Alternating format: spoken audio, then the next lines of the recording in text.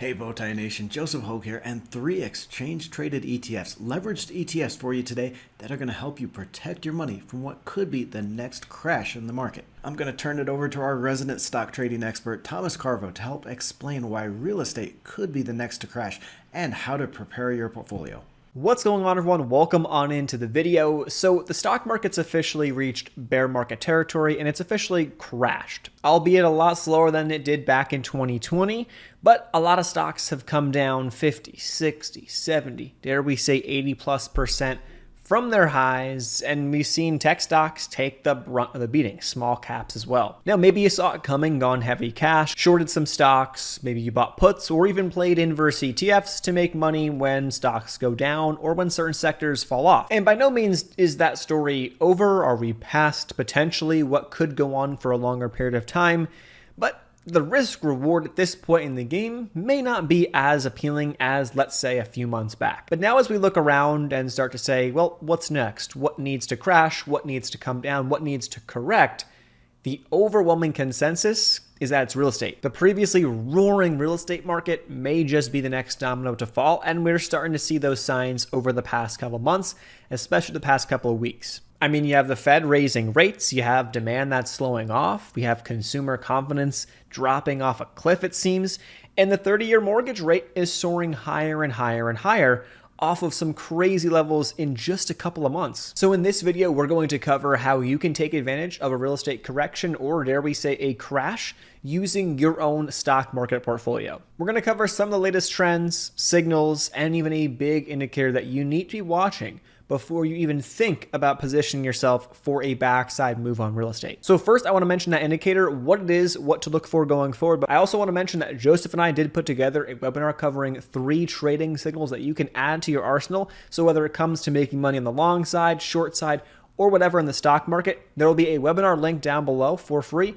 Highly recommend you take a look at that and jump on that after the video. We'll link that in the video description box down below, but let's dive into what that signal is. So we need to be paying attention to this first, and that's the 30-year mortgage rate and the 10-year Treasury yield.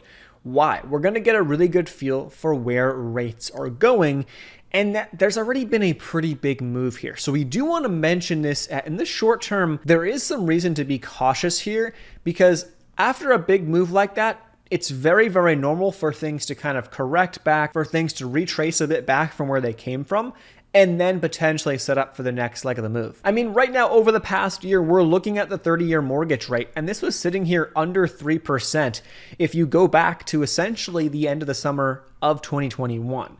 You go back to January 2022, and you see it cross over 3 and pretty much never look back from that point on, approaching 6% when we're filming this video. Here's a chart of the 10-year Treasury yield. We have a couple levels charted out from prior areas of resistance years and years back. Actually, 3.25, this top level, is the spot that we're watching from the prior highs in 2018, which we did recently break above, and we've actually come back and back tested that level as we speak and film the video right now. But really, since 2022 began, you're talking about this period right here, we've just seen a very dramatic move to the upside. The 10-year has gone from roughly 1.4% all the way up to over 3.25 and just touched 3.5% a few days back. The reason why we mention this is that if we do see a slowdown in the increase in rates, or we do see actually a reduction potentially in the 30-year rate in the short term, the pullback, that potentially could be a positive for the housing market, and that may help prolong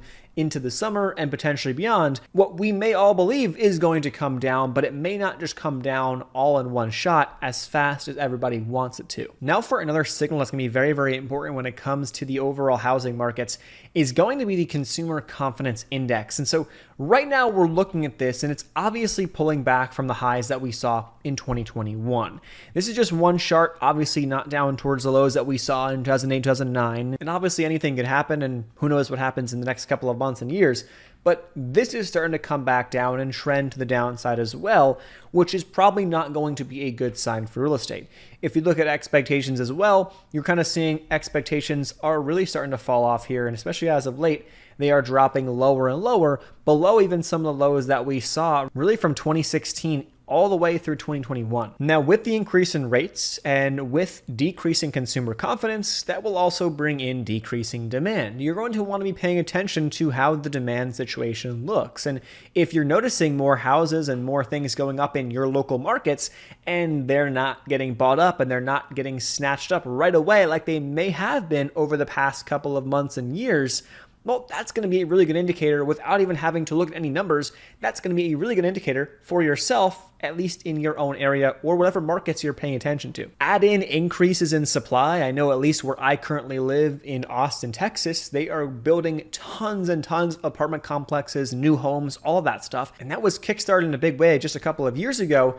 But now, as we start to enter into potentially a slowing economic environment and a Fed that is tightening economic policy, now you're going to have a lot of these buildings get put up and be ready to go and be built. But now it's that much more expensive to get a mortgage. There's that many more opportunities. There's that many more places to look.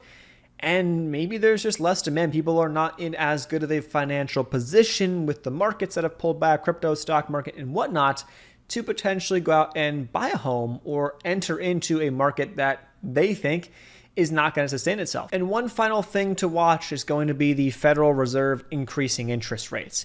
If they increase at a faster pace, that's going to put more pressure on the economy. Rates go higher. It's going to make it that much more difficult to enter into this housing market. Now, what we're looking at right now is the target rate probabilities for the December 14th, 2022 Fed meeting. You can take this and go out even further if you would like to, but what we're looking at right now is that the current rate is between 150 to 175 BPS, and right now the highest probability target rate is up towards 350 to 375, which would actually indicate roughly 200 more BPS to go from now through December 2022. Watching this to see if it shifts to the lower end or to the higher end will be very, very telling. The lower this goes, the less pressure on rates, and that mortgage rate may actually slow down or come down. The higher this starts to go and the more that we see inflation really taking hold and the more the Fed has to act and actually increase rates, that's going to put more pressure on the housing market. So the question you're asking is, okay, how do I take advantage of this? Great, cool information. I'm going to watch this stuff. But now what do I actually do? Well, we're going to talk about 3 ETFs that you can buy in your own stock market portfolio to take advantage of this downside, hedge your portfolio, or look to profit off of this move. We're going to be talking about ticker symbol REC, ticker symbol SRS, and ticker symbol DRV. They are 3 inverse real estate investment trust ETFs for us to take advantage of and actually purchase in our own stock market portfolios. So the first one is ticker symbol REK. It's a daily short exposure to the Dow Jones US Real Estate Index, and it has an expense ratio of 0.95%. Now, when we talk about these ETFs, one thing to really make sure you're noting here is that the way these ETFs work is that if the index falls by 1% on a given day, REK actually goes up by 1%. So essentially, if the real estate index for the Dow falls by 1%, drops 1%, this goes up 1% on the day.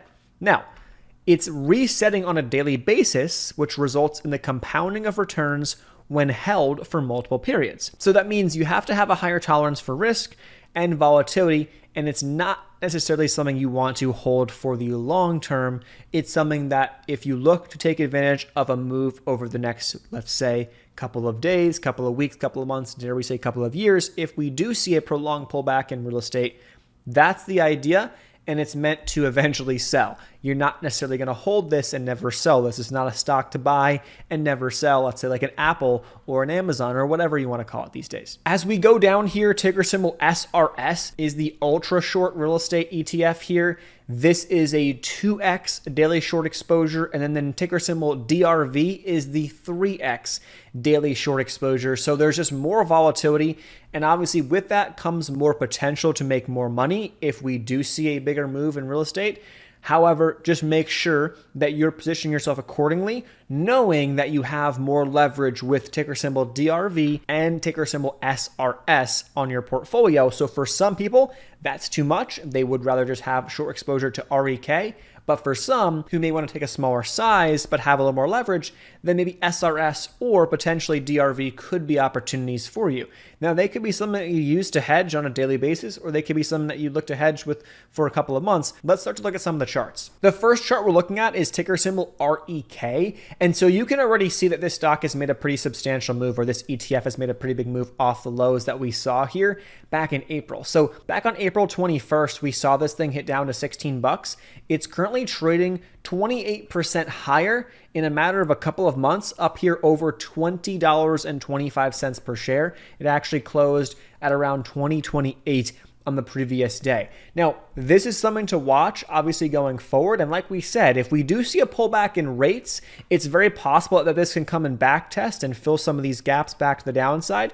These are two gaps we had right to the upside as the market was down and rates were pushing higher. The 10-year was pushing higher over the past couple of weeks. And so we saw all of these inverse real estate ETFs make a big move as real estate has been pulling back. Now pulled up, we have ticker symbol DRV, so the 3X inverse ETF here, and you'll see this thing went from just below 30 bucks per share now up to over $59 per share. It's made roughly a 100% move, 100% move in a matter of a couple of months, and so you can see that having that leverage offers that potential opportunity. Now, obviously, if we get a pullback here and real estate actually maybe bounces back a little bit over the next couple of months, if rates pull back a bit and maybe expectations are the Fed may have to slow down, we shall see. It's possible that this comes back a little bit if real estate does hold up okay. So it's something to note, something to think about going forward. But just like we said, right, this offers more opportunity on the upside if we do see a prolonged period of real estate taking a tumble. So what you want to see now in terms of a trend to follow here is we want to see a really nice divergence and not have, let's say, these ETFs correlating so closely with rates. If we start to see and notice over larger periods of time that these ETFs are building higher lows, even if rates are coming back a little bit, that will be a good sign and would really show you the weakness overall right there in the real estate space. Now, obviously, rates could come crashing down at some point in the future and real estate could crash as well. It's very, very possible. However, that correlation has been quite accurate as of late, where the real estate sector is pulling back when rates are pushing up. And these inverse ETFs, these charts almost look sort of like some of those charts that we looked at earlier when it comes to the 30-year mortgage and the 10-year, at least as of late. Let us know your thoughts in the comment section down below. Those are 3 ETFs that you can take advantage of now to play the backside of real estate, hedge your portfolios,